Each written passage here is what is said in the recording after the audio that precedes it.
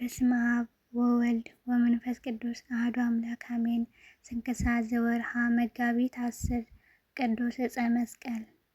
አንድ አምላክ በሚሆን በአብ በወልድ በመንፈስ ቅዱስ ስም መጋቢት 10 በዚች ዕለት የክብር ባለቤት ጌታችን አምላካችንና መድኃኒታችን ኢየሱስ ክርስቶስ የተሰቀለበት መስቀል የተገለጠበትና የተገኘበት ነው። የዚህ የከበረ ዕፀ መስቀል መገለጡና መገኘቱ ሁለት ጊዜ ሆኗል።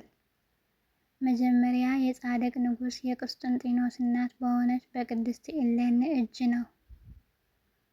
እሷ ለእግዚአብሔር ተስላ ነበርና ልጇ ቁስጥንጥኖስ ወደ ክርስቲያን ሃይማኖት ቢገባ ወደ ኢየሩሳሌም ሄዳ መስቀሉን እስካገኘችው ድረስ ልትፈልገው በኢየሩሳሌምም ያሉ ቅዱሳት መካናት አብያተ ክርስቲያናት ልታንጻቸው ነው። ከዚህ በኋላ ልጇ አምኖ የክርስትና ጥምቀትን በተጠመቀ ጊዜ ቅድስት እሌኒ ወደ ኢየሩሳሌም ሄደች። ከእርሷ ጋራም ብዙ ሰራዊት ነበር። ደርሳም ስለከበረ መስቀል መረመረች። ቦታውንም አስረዳት። የሚያስረዳት አላገኘችም። የአይሁድን ወገን የሆነ አንድ ሽማግሌ ሰው አሰራ በረሃብና በጥማት አስጨነቀችው። በተጨነቀም ጊዜ ለቅድስት እሌኒ የጎልጎታን ኮረብታ አስጠርጊ ብሎ ነገራት። እርሷም ይጠርጉ ዘንድ አይሁድን አዘዘቻቸው። ቤቱንም የሚጠርግ ሰው ሁሉ ጥራጊውን በውስጡ የከበረ መስቀል ባለበት በጌታችን መቃብር ላይ እንዲጥል አይሁድ አስቀድመው አዘው ነበርና ቅድስት እሌኒ እስከደረሰችበት ጊዜ ከ200 ዓመት በላይ ጥራጊያቸውን ሲጥሉበት ኖሩ። ኮረብታም ሆነ። አይሁድም በጠረጉ ጊዜ 3 መስቀሎች ተገለጡ። የክብር ባለቤት ክርስቶስ የተሰቀለበት የትኛውም እንደሆነ አላወቁም። የሞተ ሰውም አግኝተው አመጡ። አንዱንም መስቀል አምጥተው በሞተ ሰው ላይ ያኖሩት፣ አልተነሳም። ደግሞም ሌላውን መስቀል አስቀመጡት፣ በሞቱም ላይ ያኖሩ፣ አሁንም አልተነሳም። ከዚህ በኋላ 3ኛውን መስቀል አምጥተው በሞቱ ላይ አደረጉት። ያን ጊዜም የሞተውን ሰው ተነሳ። እሌኒም የክርስቶስ መስቀል እንደሆነ አውቃ ሰገደችለት። የክብር ባለቤት የክርስቲያን ወገኖች ሁሉ ሰገዱለት። ለልጇ የላከችው ይህ መስቀል ነው የሚል በሌላ መጽሐፍ ይገኛል። የቀረው ግን ግንዱ በውስጡ ተተክሎባት የነበረው ከእርሱም እኩሌታውን ከንዋቱ ጋር ወደ ልጇ ላይ የላከችው ነው። ከዚህ በኋላ ስርዓታቸውና የህንጻቸው ነገር በመስከረም ወር በ17 ተጽፎ የሚገኝ አብያተ ክርስቲያናትና የከበሩ ቦታዎች አነጸች። ሁለተኛውም በሮሙ ንጉሥ በሕርቃል ዘመን የሆነውን ሲሆን የፋርስ ሰዎች በግብፅ አገር ሳሉ ወደ አገራቸው ሊመለሱ ወደዱ። ከሹማምንቶቻቸውም ከአንዱ የጦር መኮንን ተነጥሎ ወደ ኢየሩሳሌም አልፎ ደረሰ። ወደ ከበረ መስቀል ቤተ ክርስቲያን ገባ። መስቀሉም በላዩ በተተከለበት ግንድ ፊት ታላቅ ብርሃን ሲበራ አይቶ ሊያነሳው እጁን ዘረጋ። እሳትም ወጥታ እጁን አቃጠለችው።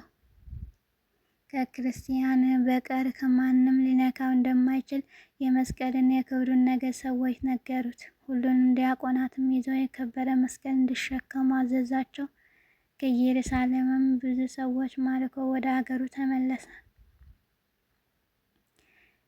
የፋርስ ሰዎች ኢየሩሳሌም እንዳጠፏት ብዙዎች ሰዎችም እንደማረኩና የከበረ የክርስቶስን መስቀል እንደወሰዱ የሮም ንጉሥ ሕርቃል በሰማ ጊዜ እጅግ አዘነ።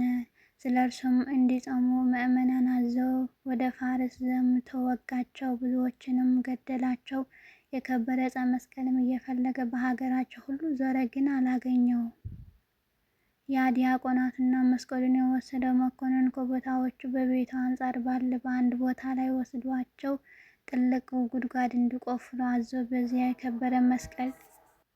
የከበረ መስቀልን አስቀበረ። እነዚያም ዲያቆናት ገደላቸው። ነገር ግን ያ መኮንን የማረካት የካህናት ወገን የሆነች በእርሱ ቤት የምትኖር አንዲት ብላቴና ነበረች። እርሷም የከበረ መስቀልን ሲቀብሩና ሁለቱንም ዲያቆናት ሲገድሏቸው በቤት ውስጥ ሆና በመስኮት ትመለከት ነበር። ወደ ንጉሥ ሕርቃልም ሂዳ መኮንኑን ያደረገውን ሁሉ ነገረችው። ይህንም ንጉሥ ሰምቶ እጅግ ደስ አለው። ያች ብላቴናም መራችው። ከእርሱም ጋር ብዙ ሰራዊት ሁሉ ኤጲስቆጶሳትና ካህናትም ነበሩ። ወደ ቦታውም እስከምታደርሳቸው ያችን ልጅ ተከተሏት። ቆፍረውም የከበረ ዕፀ መስቀልን አገኙት፣ ከአዘቅቱም አወጡት። ንጉሡና ሰራዊቱም ሰገዱለት፣ በልብሰ መንግሥቱም አጎናጽፈው ታላቅ ክብርን አከበረው። እጅግም ደስ አለው ከሰራዊት ጋር። የዚህም መስቀል ሁለተኛ የተገለጠበትና የተገኘበት በዚች ቀን በመጋቢት 10 ነው። ከዚህ በኋላ ንጉሥ የከበረ ዕፀ መስቀልን ተሸክመው ወደ ቁስጥንጥንያ ከተማ ወሰደው። የመድኃኒታችን የመስቀሉ በረከት ከሁላችን የክርስቲያን ወገኖች ጋር ይኑር ለዘላለሙ አሜን። አሪከ ሰላም እብል ዕፀ አድኅኖ ለምሉመ እንተሰቀየ ወረወየ እምጎቦ መለኮት ደመ በዛቲ ዕለት እንበለ ይእዱ ገሰመ መስቀል ተረክበ እምዘተሃብአ ወገብረ መድምመ በኢየሩሳሌም ቅድመ ወበፋርስ ዳግመ። መጋቢት 10 ቀን የሚከበሩ የዓመታዊ ቅዱሳን በዓላት፦ አንደኛ ቅዱስ ዕፀ መስቀል፣ ሁለተኛ ቅድስት እሌኒ ንግሥት፣ ሶስተኛ ቅዱስ ኪራኮስ አረጋዊ፣ አራተኛ ቅዱስ መቃርስ ዘኢየሩሳሌም። ወርሃዊ በዓላት፦ አንደኛ ቅዱስ ናትናኤል ሐዋርያ፣ ሁለተኛ ቅዱስ ኒቆላዎስ ዘሀገረ ሜራ፣ ሶስተኛ ቅዱስ ቆስጠንጢኖስ ጻድቅ ንጉሥ፣ አራተኛ አቡነ መልክዓ ክርስቶስ፣ አምስተኛ ቅዱስ ያዕቆብ ሐዋርያ ወልደ ዮሴፍ ወልደ ኤልፍዮስ። የመስቀሉ ቃል ለሚጠፉ መኙነት፣ ለእኛ ለምንድን ግን የእግዚአብሔር ኃይል ነውና። መቼም አይሁድ ምልክትን ይለምናሉ፣ የግሪክ ሰዎችም ጥበብን ይሻሉ፣ እኛ ግን የተሰቀለውን ክርስቶስን እንሰብካለን። አንደኛ ቆሮንቶስ ምዕራፍ 1 ቁጥር 18 እስከ 23። ጌታ ሆይ ከብልጽግናቸው ብዛት የተነሳ ብዙ መባ ካገቡት ይልቅ የድሃይቱ አነስተኛ መባ እንደተቀበለ ለሁል ጊዜ የሚያገለግል ኃይላፍ መላእክት እያሳሰብኩ በችግሬ ጊዜ የማቀርብልን ምስጋና ተቀበል። እናንተም ቅዱሳን ነቢያት፣ የወንጌል ሰባክያን ሐዋርያት፣ ሰማዕታትና ጻድቃን፣ ትጉሃን መላእክት፣ ፍጹማን ደናግል እንዲሁም ደጋጎች መነኮሳት ሆይ ልጅ አዋቂ ሳይለይ የምንሰበሰብበት የጉባኤ ቦታ ባርኩ።